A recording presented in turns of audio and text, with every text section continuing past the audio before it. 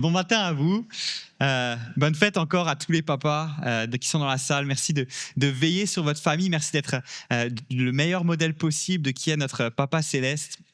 Et le plus beau témoignage qu'on a reçu, c'est ceux de vos enfants. Donc, c'était vraiment touchant. Merci pour tout ce que vous faites. Est-ce que les papas dans la salle sont encore réveillés? Il y a des papas de réveillés? Ouais. Est-ce que les mamans sont réveillées? Oui, ok. Les papas, va falloir brasser un petit peu vos femmes, là. Elles sont en train de s'endormir. Et justement, pour être sûr que vous êtes bien réveillés, j'aimerais vous faire un peu participer. Est-ce qu'il y en a ici dans la salle qui aiment ça, aller au cinéma? Il y en a quelques-uns? Ouais, beaucoup de monde. La semaine dernière, avec ma femme, on est allé au cinéma pour voir le dernier film Marvel. Et à chaque fois qu'on va voir un film ensemble, il y a toujours le même débat qui revient, qui est-ce qu'on regarde la bande-annonce du film avant d'aller voir le film ou est-ce qu'on la regarde pas? Moi, j'aime ça, en savoir un peu plus, de savoir au moins de quoi ça va parler, est-ce que ça vaut le coup d'y aller. Ma femme, elle veut garder la surprise. Donc, alors ce matin, on va régler ce débat. Alors, je vais vous poser la question, qui ici préfère regarder la bande-annonce avant d'aller voir un film? Ok. Baissez vos mains. Qui préfère ne pas regarder la bande-annonce avant d'y aller? Beaucoup moins de monde. Mais notre femme a toujours raison, donc je m'avoue vaincu là-dessus. Mais j'ai découvert récemment qu'il y a une catégorie de personnes sur cette planète qui sont, disons, très spéciaux, qui, avant d'aller voir un film, ils ne regardent pas seulement la bande-annonce, mais ils veulent savoir comment le film se finit. Et si tu fais partie de ces étranges énergumènes, je peux te dire que je ne te comprends pas. Ça perd tout son intérêt de connaître la fin de l'histoire avant d'aller au cinéma. Mais vous savez quoi, en tant que chrétien, c'est exactement l'inverse. En tant que chrétien, il y a un intérêt à connaître la fin de l'histoire, à connaître la fin de notre histoire, à connaître la fin de l'histoire de l'humanité. Et plus que ça, c'est crucial, c'est même essentiel de connaître la fin de l'histoire, parce que ça va changer radicalement ta manière de vivre le présent en ce moment même. On est actuellement dans une thématique qui s'appelle « Entre deux mondes », et que je vais clôturer ce matin. Et c'est particulier parce que dans les pays dans lesquels où sévissent les persécutions, la violence, les souffrances, les chrétiens pensent beaucoup plus au monde qui est à venir que nous. Nous, on est dans un monde où il y a beaucoup de confort, il y a beaucoup de belles choses, qui fait que notre cœur s'attache tellement à ce monde qu'il est difficile pour nous d'avoir un réel émoi, une réelle excitation pour ce qui s'en vient, pour le monde à venir. C'est difficile pour nous d'avoir une espérance qui est vivante dans ce qui s'en vient. Pourtant, Dieu il nous invite à rechercher, à méditer, à poursuivre, à espérer dans ce qui s'en vient. Et c'est pour ça que je vais vous proposer ce matin qu'on regarde ensemble à la fin de l'histoire. Parce que c'est là, c'est à cet endroit précis que se trouve notre plus bel espoir. Et c'est mon titre ce matin, la fin de l'histoire est notre plus bel espoir. La fin de l'histoire est notre plus bel espoir. Et ce que je vous propose, c'est qu'on se plonge dans cette vérité en 3 temps. On va voir d'abord les raisons de cette espérance. Pourquoi est-ce que la fin de l'histoire, c'est notre plus belle espérance? On va voir ensuite les implications de cette espérance. Qu'est-ce que cette espérance, elle change dans ta vie actuellement, en ce moment même? Puis enfin, on va voir quel est l'accès à cette espérance. Comment est-ce qu'on peut y accéder? Et pour qu'on puisse regarder ensemble à la fin de l'histoire, il faut qu'on aille à la fin de la Bible. On va étudier ensemble ce matin les 2 derniers chapitres de la Bible qui sont Apocalypse 21 et Apocalypse 22, qui parlent de la fin de l'histoire de l'humanité. Et alors qu'on va lire ces 2 derniers chapitres, peut-être que tu n'es pas tant habitué à la Bible, et je veux te prévenir d'avance que c'est des chapitres qui ne sont pas forcément évidents à comprendre.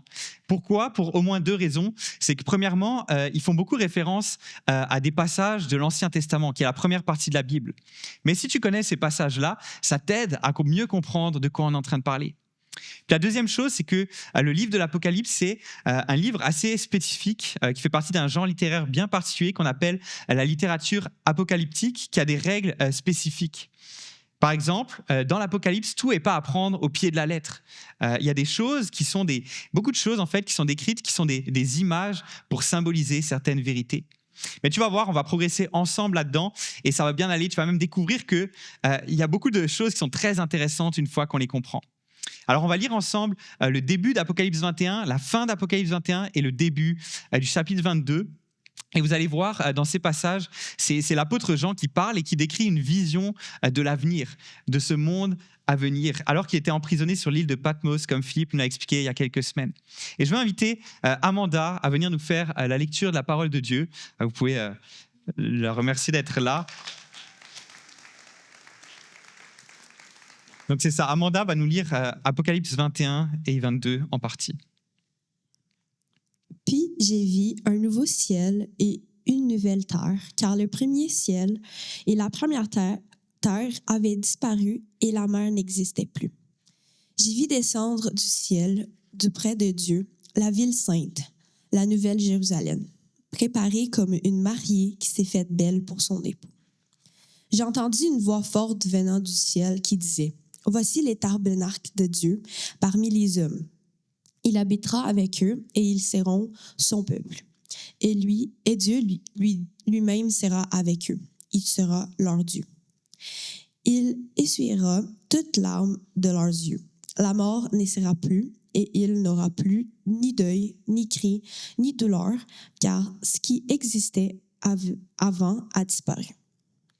Celui qui était assis sur le trône dit « Voici que j'ai fait toutes choses nouvelles. » Il ajouta « Écris cela, car ces paroles sont dignes de confiance et vraies. » Puis il me dit « Je suis l'alpha et l'oméga, le commencement et la fin. À celui qui a soif, je donnerai à boire gratuitement de la source de l'eau de la vie. Les vainqueurs recevront cet héritage. Je serai son Dieu et il sera mon fils. Quant aux lâches ou incrédules, aux pécheurs, ou abominables, ou meurtriers, à ceux qui vivent dans l'immoralité sexuelle, aux sorciers, aux idolâtres et à tous les menteurs, leur part sera dans les temps ardents de feu et de soufre. C'est la seconde mort. Verset 22. Je ne vis pas de temple dans la ville, car le Seigneur, le Dieu Tout-Puissant, est son temple, ainsi qu'est l'agneau. La ville n'a besoin ni du soleil, ni de la lune pour éclairer, car la gloire de Dieu l'éclaire et l'agneau est son flambeau. Les nations marcheront à sa lumière et les rois de la terre y apporteront leur gloire. Leurs portes ne seront pas fermées de toute la journée, car il n'aura plus de nuit. On y apportera la gloire et l'honneur des nations. Il entrera chez elles, rien de souillé, ni personne qui se livre à des pratiques abominables et aux mensonges. Il n'entrera que ceux qui sont inscrits dans le livre de la vie de l'agneau. Puis il me montra le fleuve d'eau de la vie, limpide comme du cristal, qui sortait du trône de Dieu et de l'agneau. Au milieu de la place de la ville et entre deux bras de fleuve que s'y trouvait l'arbre de vie qui produit 12 récoltes. Il donne son fruit chaque mois et ses feuilles servent à la guérison des nations. Il n'aura plus de malédiction. Le trône de Dieu et de l'agneau serait dans la ville. Ses serviteurs lui rendront un culte. Ils verront son visage et son nom sera leur front. Ils n'auront plus de nuit et ils n'auront besoin ni de la lumière d'une lampe, ni de celle du soleil, parce que le Seigneur Dieu les éclairera et ils règneront au siècle des siècles. Amen. Merci Amanda.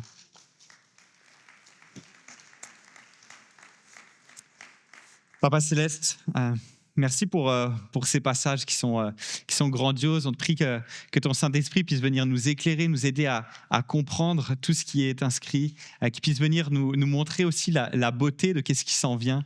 Seigneur, ce matin, on va être émerveillé par qui tu es, on va être émerveillé par ton plan, Seigneur. Alors viens toucher nos cœurs, fais qu'on puisse être réceptif à qu'est-ce que tu veux nous dire ce matin.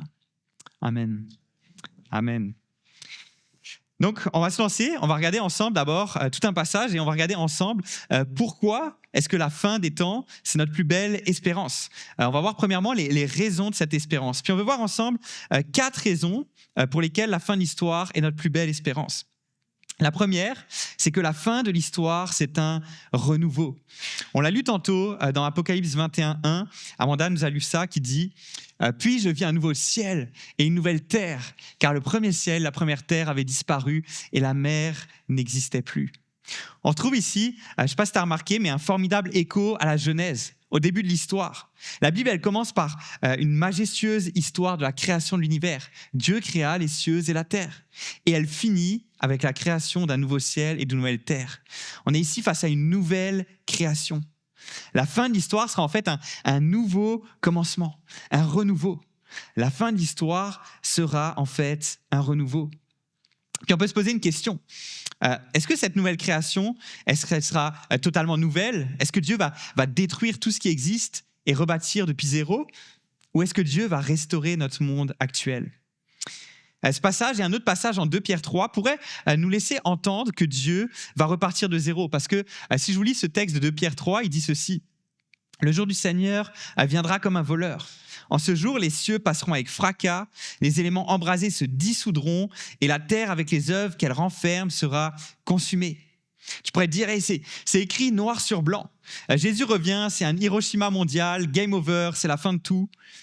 Oui, mais ça, c'est une mauvaise compréhension de ce texte, parce que si tu vas voir un peu plus loin dans ce texte de 2 Pierre 3, tu vas voir dans le contexte, il y a quelque chose de particulier. Pierre parle de l'histoire du déluge juste dans le paragraphe d'avant.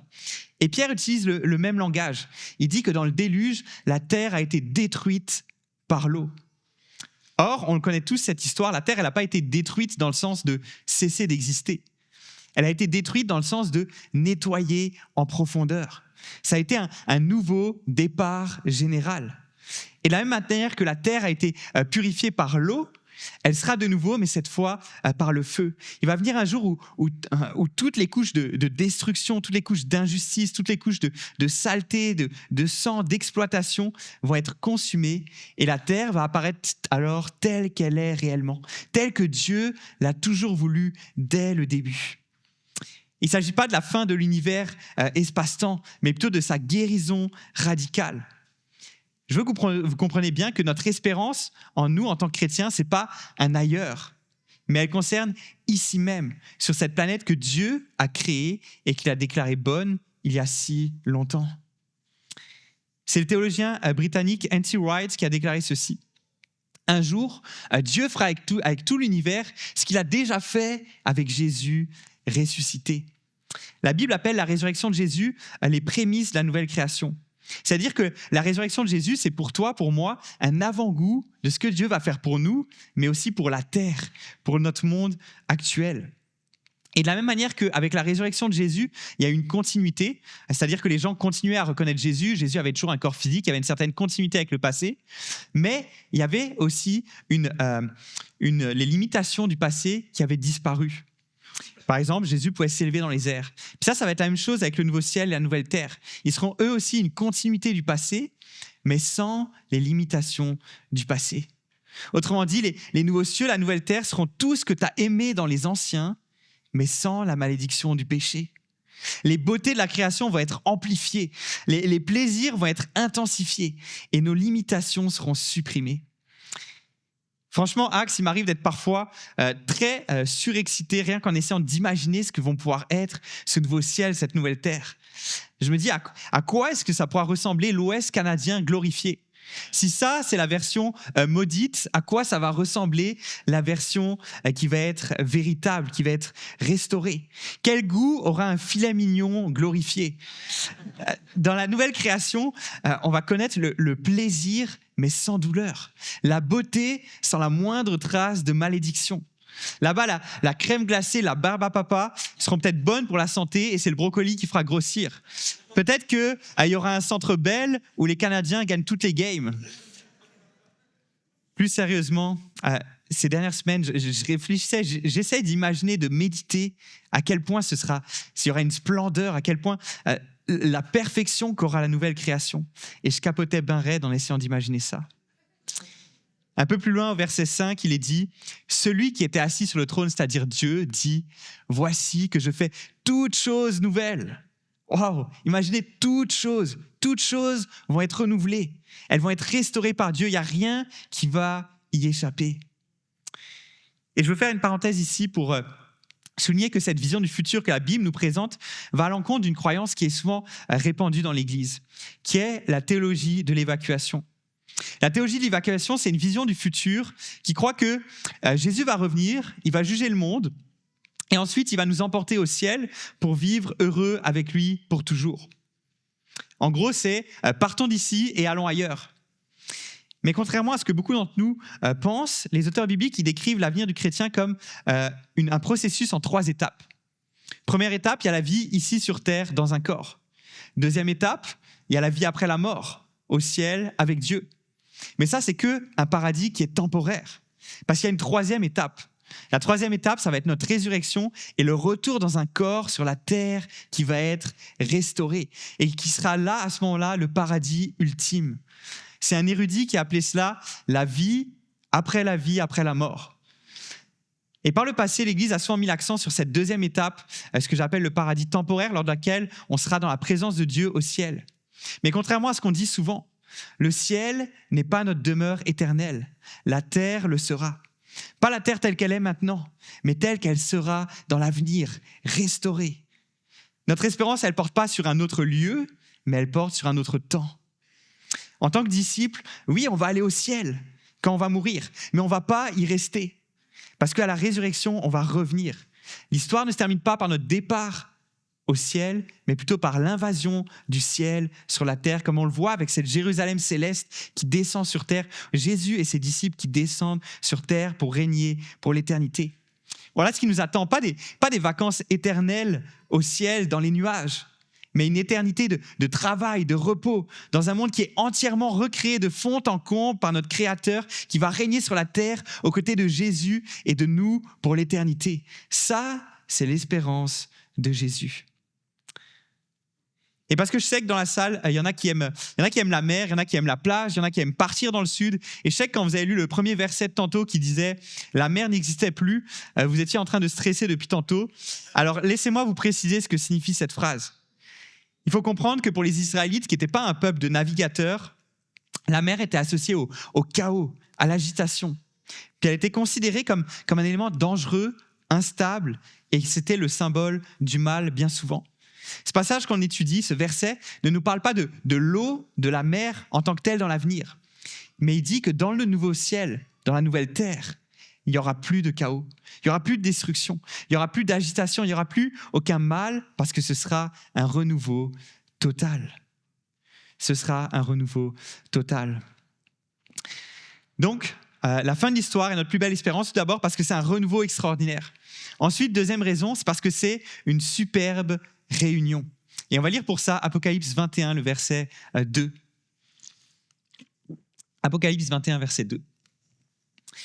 « Je vis descendre du ciel d'auprès de Dieu la ville sainte, la nouvelle Jérusalem, préparée comme une mariée qui s'est faite belle pour son époux. » Notre espérance pour la fin des temps, ce n'est pas une espérance qui est juste individuelle, mais c'est quelque chose qui est profondément collectif. En Occident, on pense souvent à notre spiritualité de manière individuelle. C'est ma relation entre Dieu et moi et entre moi et Dieu. Mais si tu regardes à comment on est décrit le futur, lorsque Dieu nous donne une vision de futur, il nous montre l'image d'une ville. L'image d'une ville sainte, la nouvelle Jérusalem qui descend du ciel. C'est une image qui est profondément sociale, une image qui est profondément collective. Et encore une fois, l'image de cette ville est symbolique. Et on remarque ça notamment au travers des dimensions que la Bible donne de cette ville. On n'a pas lu tout Apocalypse 21, on est passé par-dessus ces versets, mais Jean évoque les dimensions de la ville, puis il nous dit qu'il parle de 12 000 stades, de 144 coudées, et en fait, ce qu'il faut que tu remarques, c'est que c'est des multiples de 12 à chaque fois. C'est un symbolisme qui rappelle les 12 tribus d'Israël et les 12 apôtres. 12 fois 12, pour un peu ceux qui aiment les maths, ça fait 144.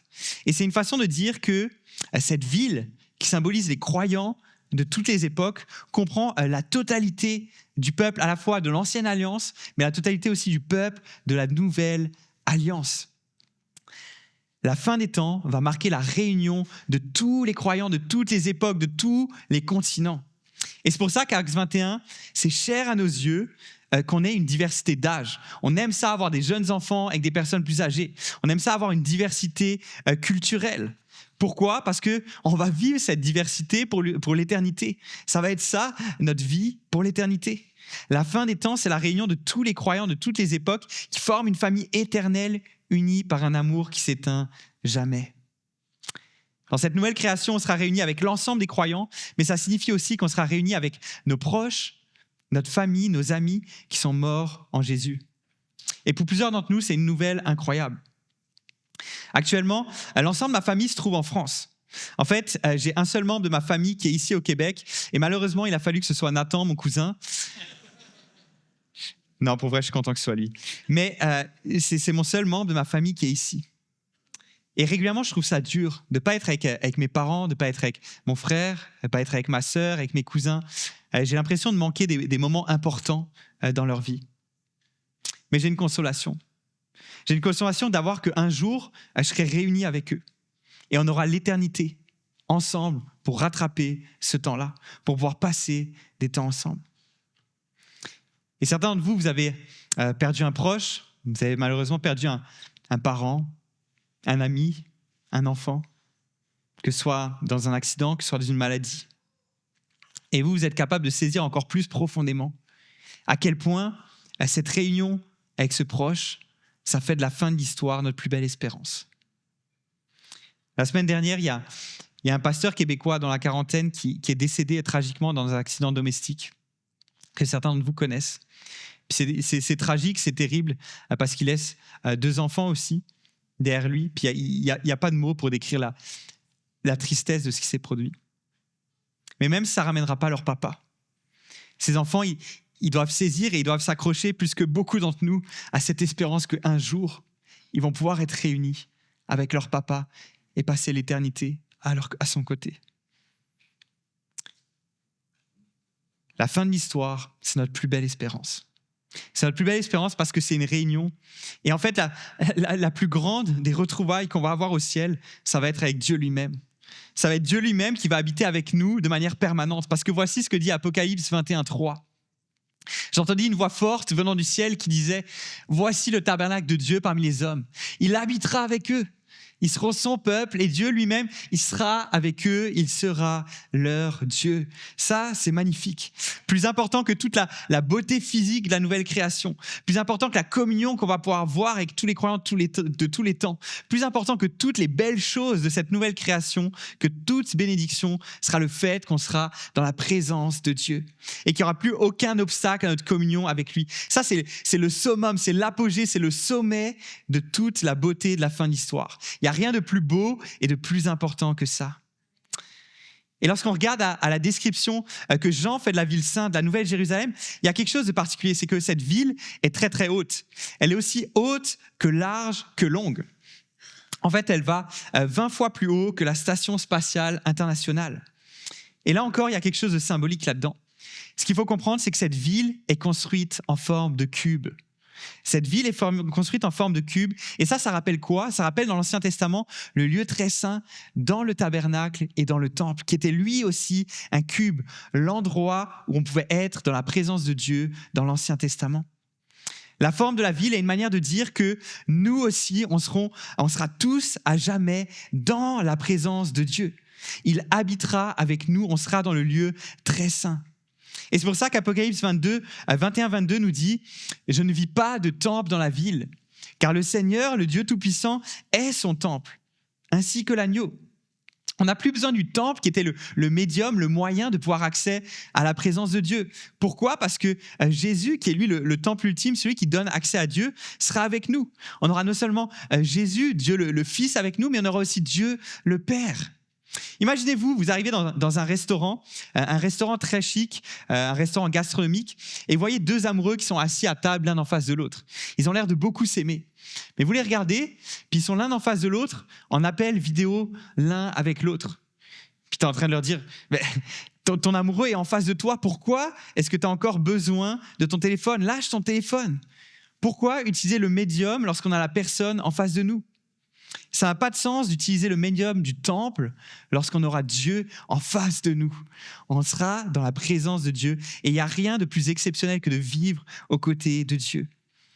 Et ce que Apocalypse nous dit aussi, c'est que le fait d'être dans la présence de Dieu, ce sera une sécurité pour nous, une sécurité extraordinaire. Puis tu te dis peut-être, où est-ce qu'on a lu ça? On a lu ça dans Apocalypse 21, les versets 23 à 25. Je vais te relire ça. La ville n'a besoin ni du soleil ni de la lune pour l'éclairer, car la gloire de Dieu l'éclaire et l'agneau est son flambeau. Les nations marcheront à sa lumière et les rois de la terre y apporteront leur gloire. Ses portes ne seront pas fermées de toute la journée, car il n'y aura plus de nuit. Là encore, il y a tout un symbolisme là derrière. Jean ne nous donne pas des informations sur les structures astronomiques, le soleil, la lune dans l'avenir, dans le nouveau ciel, la nouvelle terre. Mais j'imagine que tu le sais, dans l'Antiquité, ils n'avaient pas d'électricité. Et ce qui faisait que l'obscurité des heures nocturnes était extrême, surtout les nuits sans lune. Et la coutume, c'est donc, la nuit, on ferme les portes de la ville pour être en sécurité, parce que la nuit était symbole de danger. Et à l'inverse, le soleil et la lune étaient, eux, synonymes de sécurité. Et ce que Jean est en train de dire en fait ici, c'est que le fait d'être dans la présence de Dieu va garantir notre sécurité. Tu seras en sécurité auprès de Dieu. Je ne sais pas c'est quoi tes craintes actuellement, mais tu seras en sécurité auprès de Dieu. Sa présence sera ta lumière constante. Tu ne connaîtras plus jamais l'obscurité des attaques de l'ennemi, l'obscurité de la solitude, l'obscurité de l'abandon, l'obscurité du jugement. Toutes ces choses disparaîtront parce que Dieu t'éclairera. Et Apocalypse 22:4 va même encore plus loin en parlant de cette réunion avec Dieu en disant « Ils verront son visage et son nom sera sur leur front ». Alors que jusqu'à maintenant, personne ne pouvait voir le visage de Dieu, c'est-à-dire que personne ne pouvait être confronté à la gloire de Dieu. Dans ce nouveau monde, on va pouvoir supporter la puissance, la sainteté de la présence, de la gloire de Dieu. On va habiter continuellement dans sa présence qui sera glorieuse, sans reproche. On exultera de joie. Notre joie, elle sera multipliée parce qu'on va connaître l'accomplissement de ce pourquoi on a été créé. Être dans la présence de Dieu, être au plus proche de lui, pouvoir se tenir dans sa présence glorieuse, voir le Seigneur lui-même. Et en fait, on sera si intimement liés avec Dieu qu'il y a écrit que son nom sera tatoué sur nos fronts. Encore une fois, c'est une image, j'espère en tout cas, parce que je ne suis pas encore prêt à me faire tatouer Yahweh sur le front, mais ce que ce tatouage, ça signifie une relation qui est permanente, quelque chose de permanent. Parce qu'on aura une relation avec Dieu qui sera permanente. C'est pas n'importe quelle relation, une relation qui est intime, une relation qui est semblable à celle d'un mari et d'une femme, comme on a lu tantôt lorsque ça parlait de l'épouse. C'est une façon forte de dire que la joie, l'intimité, le plaisir, l'union qu'on peut connaître au mieux dans notre monde, à notre niveau, dans un mariage qui est sain, un mariage qui fonctionne bien, c'est qu'un avant-goût de l'intimité, de la joie qu'on va connaître lorsque l'Église sera réunie avec Christ pour toujours. Mes amis, la plus grande joie du ciel, la plus grande joie du paradis, c'est la réunion. Et la plus grande des réunions est celle avec Dieu lui-même. On va pouvoir jouir pour l'éternité de sa présence qui est pleine d'amour, qui est pleine de puissance, qui est pleine de fidélité, qui est pleine de sécurité. Et nos cœurs seront comblés à jamais. La fin de l'histoire est notre plus belle espérance parce que c'est un extraordinaire renouveau, parce que c'est une superbe réunion, mais aussi parce que c'est une libération totale. Depuis la chute en Genèse 3, un certain nombre de malédictions sont abattues sur l'être humain et sur la terre. On subit tous des conséquences du péché. On a des grossesses qui sont douloureuses, l'accouchement qui est douloureux, la dureté du travail, des difficultés relationnelles, des violences conjugales, des douleurs, de la maladie, la mort. Mais on a lu tantôt, Amanda a lu tantôt en Apocalypse 22:3, qui nous promet qu'un jour, il n'y aura plus aucune de ces malédictions. Un jour, on sera totalement libéré de toutes les répercussions, de toutes les séquelles, de toutes les erreurs causées par le péché. Et Jean, il nous parle de cette totale libération dans des passages qui est les plus beaux. Je trouve un des passages les plus réconfortants et les plus connus de la Bible. Et je vais vous le relire parce qu'il est vraiment beau. C'est Apocalypse 21:4. Il essuiera toutes larmes de leurs yeux. La mort ne sera plus. Il n'y aura plus deuil, ni cri, ni douleur, car ce qui existait avant a disparu. Amen. Il n'y aura plus de deuil. Il n'y aura plus de douleur, ce qui signifie plus d'articulations douloureuses, plus de maladies chroniques, plus d'handicap. Voici ce qu'a dit à propos de cette libération Joni Eareckson Tada, qui est une quadraplégique qui, en fait, à l'adolescence, dans un accident de plongée, s'est brisé le cou. Elle est restée en fauteuil pour le reste de sa vie. Elle a maintenant 70 ans. Et Dieu s'est servi de cet accident pour la ramener à lui. Et voici ce qu'elle parle en parlant de cette libération. J'espère, d'une certaine manière, pouvoir emmener mon fauteuil roulant au ciel. Avec mon nouveau corps glorifié, je me lèverai de ce fauteuil sur des jambes ressuscitées. Je me tiendrai près du Seigneur Jésus. Je toucherai les marques des clous dans ses mains et je lui dirai « Merci Jésus ». Il saura que je le pense vraiment, parce qu'il reconnaîtra combien je me suis appuyé sur lui au milieu de mes souffrances. Et alors je lui dirai, Seigneur Jésus, tu vois ce fauteuil roulant là-bas ? Tu avais raison. Quand tu m'as placé, ça a été très difficile. Mais plus j'étais faible dedans, plus je me suis appuyé sur toi. Plus je m'appuyais sur toi, plus je te découvrais fort. Je ne crois pas que j'aurais un jour connu la gloire de ta grâce sans la faiblesse de ce fauteuil. Alors merci Seigneur Jésus pour cela. Et maintenant, si tu veux, tu peux envoyer ce truc-là en enfer. Mon ami, à la fin de l'histoire, il n'y aura plus de douleur. Ce sera une libération qui sera totale. Il n'y aura plus de larmes. Plus de larmes signifie plus d'angoisse, plus de stress, plus de dépression, plus de conflits relationnels, plus de brigades criminelles, plus de police ni de services de garde de sécurité, plus de salles d'urgence, d'unités de soins intensifs ou de services de chimiothérapie, plus de pharmacies, d'hôpitaux pour enfants ni de salons funéraires. Tout ce qui fait pleurer les gens, que ce soit publiquement ou dans la solitude, sera ôté à l'arrivée de la nouvelle création de Dieu. Et en fait, si tu regardes à ce passage, ce n'est pas écrit seulement qu'il n'y aura plus de larmes, mais il y a une description bien plus intime, bien plus tendre. Il y a écrit quoi? Il y a écrit que Dieu essuiera toutes les larmes de leurs yeux. Quelle compassion de Dieu envers nous. Mon ami, je ne sais pas quelle souffrance tu traverses en ce moment, mais quoi que tu traverses comme souffrance, ça ne représente pas le dernier mot. Il y a un dernier chapitre. En fait, le dernier chapitre a déjà été écrit. Et le dernier chapitre que Dieu a écrit nous parle de quoi? Il nous parle de la plénitude et de la joie éternelle pour ceux qui l'aiment. Dieu nous a déjà sauvés de la punition du péché, mais un jour, il nous sauvera aussi de la puissance et de la présence du péché, et ultimement de la douleur qu'il provoque chez tout être humain. Quelle libération! La fin de l'histoire est notre plus belle espérance parce que c'est un extraordinaire renouveau, une superbe réunion, une libération totale et enfin, parce que on aura une réelle mission. Beaucoup de gens ont une peur secrète à propos du paradis. Je ne sais pas si tu as cette peur-là, mais beaucoup de gens s'imaginent qu'on va s'ennuyer profondément au paradis.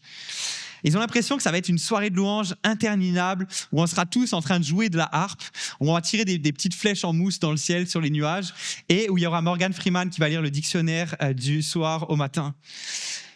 Et on s'entend, ça ressemble plus à l'enfer qu'au paradis. Il y a un célèbre pasteur qui un jour a admis « À chaque fois que je pense au paradis, ça me déprime. Je préférais cesser d'exister après la mort. Je ne supporte pas l'idée d'un ennui éternel et monotone.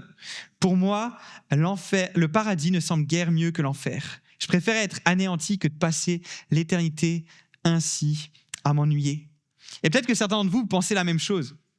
Mais regardez comment la Bible parle de notre rôle, de ton rôle pour l'éternité en Apocalypse 22:3. Ça dit « Ses serviteurs lui rendront un culte. » Et en fait, si on traduit littéralement, on devrait même plutôt dire « Ses serviteurs le serviront ». Qu'est-ce qu'ils font les serviteurs? Ils servent, ils accomplissent des choses, ils sont actifs, ils sont occupés, ils vont, ils viennent, ils ont une mission. Le travail faisait déjà partie en fait, de la création. Lorsque Dieu a créé la terre, le travail en faisait partie avant même qu'il y ait la malédiction. Et de la même manière, le travail fera partie de la terre restaurée, de la nouvelle création.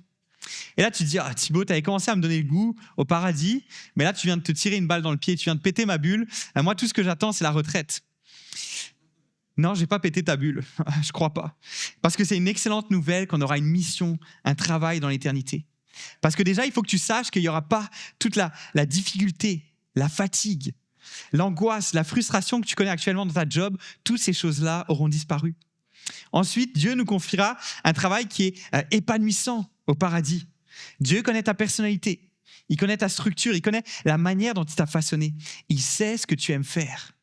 Et peut-être que certains d'entre vous le faites déjà ici-bas. Bâtir des bâtiments, inventer, créer, diriger. En fait, il n'y a que 2 métiers qu'on sait d'avance qui n'existeront pas au paradis. Les médecins, parce que plus personne ne sera malade, et les pasteurs et évangélistes, parce que tout le monde sera sauvé. Donc, t'inquiète pas si tu es médecin, on vient de perdre notre job tous les 2 ce matin, mais je suis certain que Dieu a une mission spéciale pour nous. Une chose est sûre, on ne s'ennuiera pas. Et on ne s'ennuiera pas. L'ennui fait partie de la malédiction et il va disparaître pour toujours. On sera plus épanoui, plus investi, plus stimulé, plus vivant que jamais. Pour certains d'entre vous, ce sera la première fois que vous vivrez réellement selon votre vocation. Vous ne l'avez peut-être jamais trouvé dans ce monde, mais dans le monde à venir, vous la vivrez pleinement. Vous serez à votre place et vous serez utilisé à votre plein potentiel. Mon ami, nous ne nous ennuierons pas. Nous aurons une mission et cette mission sera bien plus importante que tu le penses. Parce que le texte qu'Amanda nous a lu tantôt se finit en disant que nous régnerons au siècle des siècles. Nous régnerons au siècle des siècles. De la même manière que Dieu avait donné le mandat à Adam et Ève de régner sur la création, c'est-à-dire de prendre soin de ce monde, dans la nouvelle création, on aura également la responsabilité de prendre soin de ce nouveau monde. Tu es destiné à être de la royauté. Tu es destiné à diriger, à régner. Tu n'es pas destiné à être un petit, pauvre pion sans importance ni responsabilité. Dieu t'a créé pour être une princesse, un prince qui règne à ses côtés. Alors commence à te comporter comme tel dans le monde actuel. Et je ne suis pas en train de te dire, commence à donner des ordres à tout le monde autour de toi. Je suis en train de te dire, commence à te comporter comme un prince, une princesse qui prend soin de la création et qui prend soin des différents êtres humains qui y vivent. J'espère qu'en découvrant quel renouveau, quelle réunion, quelle libération, quelle mission apporte la fin de l'histoire, Dieu il a pu t'émerveiller à nouveau ce matin et te montrer à quel point c'est la plus belle espérance que nous avons. Et je voulais vraiment mettre l'emphase sur la beauté de ce qui s'en vient. Et c'est pour ça que j'ai pris plus de temps sur cette première partie. Et tu vas voir, mes 2 autres parties seront très courtes parce que je voulais qu'on regarde à la beauté de ce qui s'en vient. Je te propose maintenant de regarder aux implications de cette espérance. Ok, c'est une espérance incroyable. Mais c'est quoi que ça change, Thibaut, dans ma vie actuelle, cette espérance? Parce que je crois qu'on peut en tirer plusieurs applications pratiques. Première application, fixe tes yeux sur cette espérance dans les difficultés. Fixe tes yeux sur cette espérance dans des difficultés que tu peux traverser. Parce que cette espérance peut transformer radicalement la manière dont tu affrontes les circonstances de ta vie. Les êtres humains, on est des êtres qui sont profondément façonnés par l'espérance. La manière dont tu vis actuellement est profondément façonnée par ce que tu crois à propos du futur. Tu ne me crois pas? Je vais te raconter cette histoire. Il y avait 2 hommes qui ont été jetés dans les oubliettes d'un donjon pour être condamnés à rester pendant 10 ans dans les oubliettes de ce donjon. Sauf qu'un de ces 2 hommes, le premier, on lui a dit « Ta femme, tes enfants sont morts ». Au deuxième, on lui a dit « Ta femme, tes enfants sont vivants et ils espèrent impatiemment ton retour ». Qu'est-ce qui s'est passé? Le premier homme a très vite dépéri et est très vite mort. Le deuxième homme, lui, a persévéré. Il a tenu les 10 ans et a eu la joie de retrouver sa femme et ses enfants. Et là, tu te dis peut-être, mais ce n'est pas surprenant. Pourtant, réfléchis à ça. Les 2 ont subi les mêmes circonstances. Les 2 ont subi les mêmes situations, mais les ont expérimentées de manière très différente à cause de ce qu'ils savaient, de ce qu'ils croyaient pour leur futur. Ton présent est influencé par le futur. Ta manière de vivre le présent et les difficultés est fortement influencée par ce que tu crois du futur. Ça peut faire toute la différence. Parce que lorsque tu crois que le pire enfer que tu pourrais vivre sur Terre n'est que quelque chose qui est passager, mais tu sais qu'un jour, ce qui t'attend, c'est la beauté de ce que je t'ai décrit tantôt et que c'est là que tu t'en vas, à ce moment-là, ça te donne les capacités de surmonter toutes ces difficultés-là. Nous avons besoin de fixer nos yeux sur cette espérance pour surmonter nos difficultés. Je ne sais pas quelles difficultés tu traverses, mais tu as besoin de fixer tes yeux sur cette espérance vivante pour pouvoir les traverser.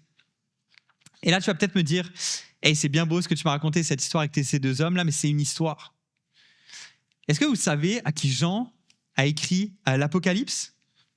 Il écrivait à des gens qui traversaient des choses terribles. À la fin du 1er siècle, l'empereur Domitien a été le premier à faire une persécution généralisée contre les chrétiens. Il leur a retiré les maisons, certains étaient empalés sur des pics, d'autres étaient envoyés dans des arènes où ils se faisaient déchiqueter par des animaux sauvages pendant que des gens applaudissaient. Il y a des centaines de chrétiens qui ont été crucifiés le long des routes, voire parfois des milliers. Et alors qu'il se passait tout ça, qu'est-ce que Jean leur a écrit pour tenir fort pendant cette période difficile? Jean leur a donné ceci, ce qu'on a lu tantôt, l'image de la nouvelle terre et du nouveau ciel qui s'en vient. Et ça, c'est un fait historique que ça a fonctionné. Les récits historiques nous disent que les chrétiens ont traversé la souffrance avec une telle paix qu'ils chantaient des hymnes alors qu'ils mouraient. Avec une telle paix qu'ils pardonnaient les personnes qui étaient en train de les tuer. Ils avaient une telle paix que plus on les tuait, plus le mouvement chrétien grandissait. Pourquoi? Parce que les gens les voyaient mourir, puis ils disaient « On sait-tu ce qu'ils ont, eux, pour pouvoir mourir de cette façon ?» Oui, on sait ce qu'ils ont. Ils ont une espérance qui est vivante. Ils ont une espérance qui est vivante d'un nouveau ciel et d'une nouvelle terre. Et comme les premiers chrétiens, toi et moi, on a besoin de fixer nos yeux sur cette espérance vivante pour pouvoir surmonter nos difficultés. Deuxième application, arrête d'être déprimé par le fait de vieillir. Certains d'entre vous, vous êtes peut-être troublés par ça. Vous êtes déprimés en voyant votre beauté s'estomper, votre corps décliner. Et je vous comprends un peu. En début de semaine, je suis allé pratiquer au soccer.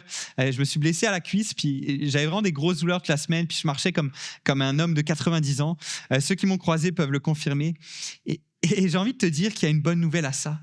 Mes frères, mes sœurs, il y a une bonne nouvelle. Une version glorifiée de notre corps nous attend. Alors arrête d'être déprimé à l'idée d'avoir dépassé ton pic. T'as pas encore atteint ton pic. Il y a une meilleure version de ton intelligence, une meilleure version de tes muscles, une meilleure version de ta beauté qui t'attend parce que la meilleure version de ton corps est encore à venir. Et toute une bonne nouvelle, ça. Troisième application, prépare ta bucket list. Les bucket lists, ce sont toutes les choses qu'on rêverait de faire avant de mourir parce qu'on suppose qu'on n'aura jamais l'occasion de les faire ensuite. Mais ça, c'est complètement faux pour un chrétien. Parce que quand Dieu dit qu'il fait toutes choses nouvelles, est-ce que ça inclut pas les montagnes, les étoiles, les rivières, les océans, les planètes, les animaux, la culture, les arts, même les sports extrêmes? Est-ce que ta Bible contient une note de bas de page avec une petite astérisque, avec une petite exclusion en tout petit? Je suis allé voir dans Apocalypse 21, puis moi, je n'ai pas trouvé de petite exclusion. Dieu fera toutes choses nouvelles. En fait, la seule chose qu'on ne pourra plus faire au ciel, c'est de parler de Jésus à ceux qui ne le connaissent pas encore. Alors consacre ta vie à cela plutôt qu'à cocher à des cases d'une liste de choses que tu pourras de toute façon vivre en mieux dans l'éternité. Consacre ta vie à cela plutôt que de cocher des cases d'une liste de choses que tu pourras de toute façon vivre en mieux dans l'éternité. Mon ami, ajoute gagner des âmes pour Jésus à ta bucket list. Et ça m'amène à ma dernière application qui est essentielle. Sois un porteur d'espérance dans ce monde. Sois un artisan actif de cette espérance dans un monde qui vacille. Un monde qui s'effondre sous le poids du péché, de la souffrance, du désespoir. Tout au long de cette série, on a vu qu'en tant que chrétien, on est entre deux mondes. On vit dans une tension parce qu'on est déjà citoyen du royaume des cieux, mais on marche encore cette terre qui est brisée, cette terre imparfaite, cette terre marquée par l'injustice, cette terre marquée par les guerres, comme on a encore pu le voir cette semaine malheureusement, cette terre marquée par le dérèglement climatique, par les douleurs. Et pourtant, si Dieu nous maintient ici, c'est pas sans raison. C'est pas un oubli, mais c'est une mission. Celle d'être des porteurs vivants de cette espérance. Celle d'être des lumières dans les ténèbres. Celle d'être des ambassadeurs du royaume. Et comment tu peux être un porteur d'espérance? D'abord en reprenant le mandat que Dieu a confié à l'humanité dès le début. Prends soin de la création. Prends soin des créatures qui y vivent. Ça passe par des gestes concrets et quotidiens. Protéger notre planète. Adopter une attitude éco-responsable, manifester un amour actif envers notre prochain, tendre la main à ceux qui souffrent, être une personne fidèle pour ceux qui traversent des épreuves. Il y a 1000 façons d'incarner cette espérance. Mais ce que je veux te dire, n'oublie surtout pas d'en être un messager. Sois un annonciateur de cette espérance. Ose proclamer qu'il existe un espoir solide et éternel pour ce monde qui se délite. Dis à ceux qui t'entourent qu'il y a une espérance pour les vies brisées. Dis à ceux qui t'entourent qu'il y a une espérance pour ceux qui luttent avec la dépression. Dis à ceux qui t'entourent qu'il y a une espérance face même à la maladie. Dis à ceux qui t'entourent qu'il y a une espérance face à la solitude. Dis à ceux qui t'entourent qu'il y a une espérance face à la souffrance. Sois un porteur d'espérance actif. Dis-le, vis-le, proclame-le, incarne-le. Et je vais inviter les musiciens, alors que je vais conclure sur cette dernière partie, l'accès à cette espérance. L'accès à cette espérance. Comment accéder à cette magnifique espérance que Dieu nous a fait redécouvrir ce matin? C'est essentiel que tu sois un annonciateur de cette espérance parce que malheureusement, tout le monde ne vivra pas cette espérance. Certains vivront éternellement dans la splendeur du paradis, mais d'autres vivront éternellement dans l'horreur de l'enfer. Et aussi fort que j'ai envie, je ne peux pas terminer ce message en parlant uniquement du paradis. Parce que Jean, dans cette vision finale, inclut un aperçu d'une autre destination, l'enfer. Et l'ignorer serait dangereux. Et en abordant ce sujet, je pense aux mots de Charles Spurgeon, qui est pourtant un des plus grands prédicateurs que l'histoire ait connu. Et alors que c'était un des plus grands prédicateurs, voici ce qu'il dit. « Ce sont des choses si graves que lorsque je médite dessus, je me sens bien plus enclin à aller m'asseoir et à pleurer que de me lever pour vous en parler. » Et mon cœur est dans la même attitude ce matin. Vous savez, à Actes 21, on croit qu'on peut être une église qui est moderne sans diluer le message de la Bible. On croit qu'on peut, et même qu'on est appelé à être une église qui est pertinente pour le 21e siècle, sans pour autant cacher, modifier ou ignorer ce que Dieu nous a transmis dans sa parole. Et c'est pour ça que c'est impossible pour moi ce matin de ne pas vous parler de l'enfer. Parce que voici ce que dit la Bible en Apocalypse 21, 7 et 8. Le vainqueur recevra cet héritage. Je serai son Dieu et il sera mon fils. Quant aux lâches, aux incrédules, aux pécheurs, aux abominables, aux meurtriers, à ceux qui vivent dans l'immoralité sexuelle, aux sorciers, aux idolâtres et à tous les menteurs, leur part sera dans les temps ardents de feu et de soufre. C'est la seconde mort. Les images sont terribles, les temps ardents, feu, soufre, mort éternelle. Et il y a un débat entre théologiens pour savoir si l'enfer sera littéralement un étang de feu ou si c'est métaphorique. Et j'ai envie de te dire, en réalité, même si c'est une image, cela pointe, même si c'était une image ou si c'est une image, cela pointe vers une réalité terrible. Parce qu'une image est toujours une représentation imparfaite d'une réalité qui est plus grande. Donc que ce soit une image ou non, l'enfer, c'est pire que d'être immolé pour l'éternité sans jamais cesser de brûler. C'est Grudem qui nous dit que l'enfer est un lieu de châtiment conscient et éternel. Pourquoi c'est si terrible ? C'est parce qu'en fait, l'essence même de l'enfer, c'est être un lieu où nous sommes coupés de la présence aimante et bénissante de Dieu. Alors que le plus grand besoin de toi, de moi, le plus grand besoin de toute l'humanité, parce qu'on a été créé comme ça, c'est pas boire, c'est pas respirer, c'est pas manger, mais c'est d'être en relation avec Dieu. L'enfer, c'est être privé éternellement de ce dont on a le plus besoin. Dieu. Et malheureusement, sans que cela puisse jamais changer. Même après 100 000 ans à être privé de Dieu, ça ne changera pas. Les personnes qui seront en enfer seront encore et toujours séparées de la présence aimante et bénissante de Dieu. Et ça, c'est le châtiment le plus terrible qui peut être affligé à un homme. Et je ne veux pas rentrer ce matin dans la question de savoir si c'est juste ou injuste. Mais si ces vérités à propos de l'enfer te perturbent, te questionnent, te soulèvent des questions, sois pas gêné de venir m'en parler à la fin. Sois pas gêné de venir en parler. Il y a des photos qui passent de temps en temps avec le conseil de direction pastorale, le conseil pastoral local. Va adresser tes questions à ces personnes-là. Mais je veux que tu saisisses ce matin que l'enfer est notre destination par défaut, pas le paradis. La plupart des gens pensent que la destination par défaut, c'est le ciel, c'est le paradis. Qu'on ira, sauf si on fait vraiment une grosse connerie, sauf si on fait vraiment quelque chose de grave. Mais la Bible présente une toute autre réalité. Oui, Dieu t'a pas créé pour l'enfer, Dieu m'a pas créé pour l'enfer, il nous a créé pour le paradis. Mais la rébellion de la race humaine à laquelle on participe tous nous a malheureusement destinés à l'enfer. Regardez la liste des personnes qui sont décrites dans ce passage. On retrouve des personnes qu'on s'attendrait peut-être à aller en enfer, des meurtriers, des abominables. Mais on retrouve aussi beaucoup de gens qui en fait se retrouvent ce matin sur scène, se retrouvent dans les bancs ce matin. Des lâches, ceux qui défendraient jamais Jésus devant leurs amis, des incrédules, ceux qui fréquentaient l'église mais qui n'ont jamais vraiment fait confiance à Dieu au point d'obéir dans leurs relations, dans leur argent, des idolâtres, ceux qui ne mettaient pas toujours Dieu en premier dans leur vie, des fois oui, des fois non, qui assistaient à l'église mais qui ne mettaient pas Dieu en priorité, des menteurs, ceux qui viennent à l'église mais dont la soumission à Dieu n'est pas sincère, ceux dont la relation avec Dieu n'est pas toujours authentique. En réalité, il n'y a pas un seul d'entre nous qui ne se retrouve pas dans cette liste-là à un moment donné. Ce qui signifie qu'on était tous, chacun d'entre nous, sur la route vers l'enfer. Mais la bonne nouvelle, c'est qu'on a tous la possibilité d'accéder à la formidable espérance dont je vous ai parlé ce matin. On a tous cette possibilité-là. L'enfer n'a pas à être ta destination. Parce que regardez comment Jean termine le livre, et c'est le dernier verset que je vais lire. L'esprit et l'épouse disent « Viens ». Que celui qui entend dise « Viens », que celui qui a soif vienne, que celui qui a soif vienne, que celui qui veut de l'eau de la vie la prenne gratuitement. Jean termine le livre de l'Apocalypse avec une invitation qui est poignante. Vous n'êtes pas obligés d'aller en enfer. Le message est clair, limpide et rempli d'amour. Le prix a été payé, Jésus a tout accompli, mais c'est à chacun d'entre nous de pouvoir recevoir ce don-là. La voix de l'Esprit résonne encore aujourd'hui. Viens, que celui qui a soif vienne. Viens, toi qui es fatigué, brisé, assoiffé de paix, de vérité, de sens. Tu n'as pas à être séparé de Dieu pour l'éternité. Tu n'as pas à aller en enfer. Tu n'as pas à porter seul le poids de ton passé. Tu n'as pas à vivre sans une espérance pour l'avenir. Jésus est mort pour que tu puisses être avec lui, pour que tu puisses jouir de sa présence pour l'éternité. Souviens-toi de ces mots bouleversants prononcés par Jésus sur la croix. Alors que Jésus est sur la croix en train de mourir pour toi et pour moi, il a dit ces mots déchirants. Il a dit « j'ai soif ». Jésus avait soif physiquement, mais il avait soif aussi spirituellement. Parce qu'à ce moment-là, il était coupé de Dieu, coupé de sa présence bénissante, aimante, pour que toi, tu ne sois jamais coupé de cette présence bénissante et aimante pour l'éternité.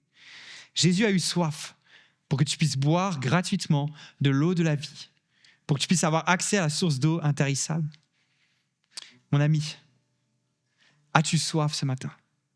As-tu soif spirituellement? As-tu soif de quelque chose de plus? As-tu soif d'une paix qui est véritable? As-tu soif d'un espoir solide dans ce monde qui est fragile? As-tu soif d'une vie nouvelle, d'une éternité sur une terre renouvelée, libérée de toute malédiction dans la présence glorieuse de Dieu? Si oui, écoute bien. Dieu te dit aujourd'hui, viens. Viens tel que tu es. Viens avec ton passé, tes doutes, tes luttes, ta fatigue, ton vide intérieur. Viens boire de l'eau de la vie.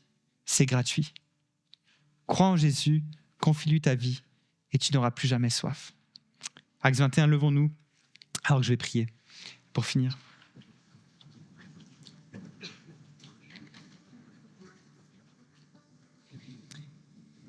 Seigneur Jésus, merci pour ton amour immense. Merci pour ce cri déchirant sur la croix, « J'ai soif », qui résonne encore aujourd'hui. Merci parce que tu as entouré la soif la plus profonde, celle de l'âme, pour que nous ayons accès à l'eau de la vie. Merci pour cette invitation pleine de grâce que tu nous fais. Viens. Merci de nous ouvrir tes bras encore et toujours. Merci parce que tu veux nous offrir gratuitement ce dont on n'aurait jamais pu acquérir l'accès.